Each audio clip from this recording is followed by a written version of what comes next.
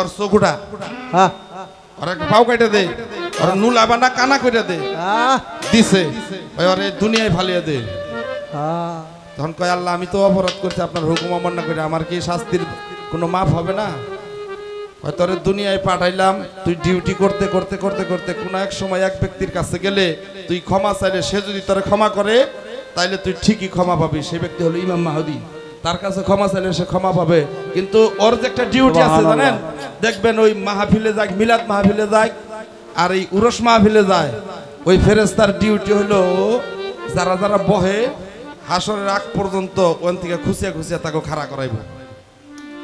মিলাদেও দেখবেন কত মানুষ আছে একেবারে কিরা কসম দিলেও তারা বহে না ঠিক আছে ওই যে ন্যাংরা আর কানা ওর অগ পিছনে লাগা আছে ওগো খালি ধাক্কা ধাক্কা উঠাইবো এই উঠ উঠ বইস না এটা হলো আর ডিউটি এটা সারা জীবনই করতে থাকবো হ্যাঁ তারপরে ইমাম মেহেদি আইবো ওর কাছে যে ক্ষমা চাইবো তারপর আর মুক্তি হবে এর আগে না কাজে ওই ন্যাংরা আর কানা ফেরেশতাটা এই কাজই করতেছে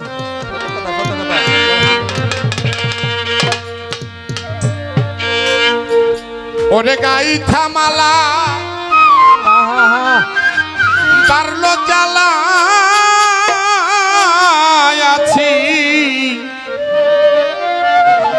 আছি দয়ালের আশাতে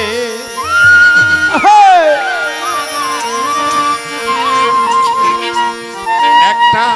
প্রেম ফুলে গাইথা মালা মরাই শ্রী সরকারের গলাতে বাবা গাইথা মালা পারলো জ্বালা আছি তোমার আশাতে বাবা গাইথা মালা পারলো জ্বালা আছি বাবার আশাতে গাইথা মালা পারলো জ্বালা আছি তোমার আশাতে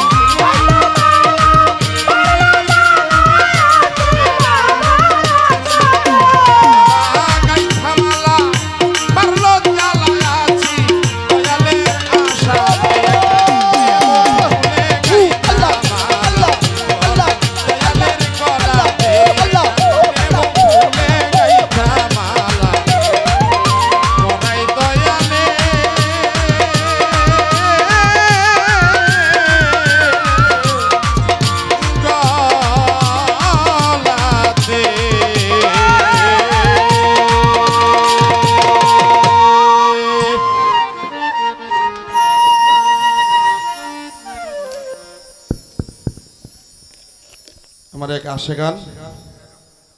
হয়তো নাম বলে নাই, যাই হোক তারপরেও 100 টাকা দিয়ে সম্মানিত করেছেন। দয়াল যেন তার প্রতি সহায় হয়। ধন্যবাদ সবাই।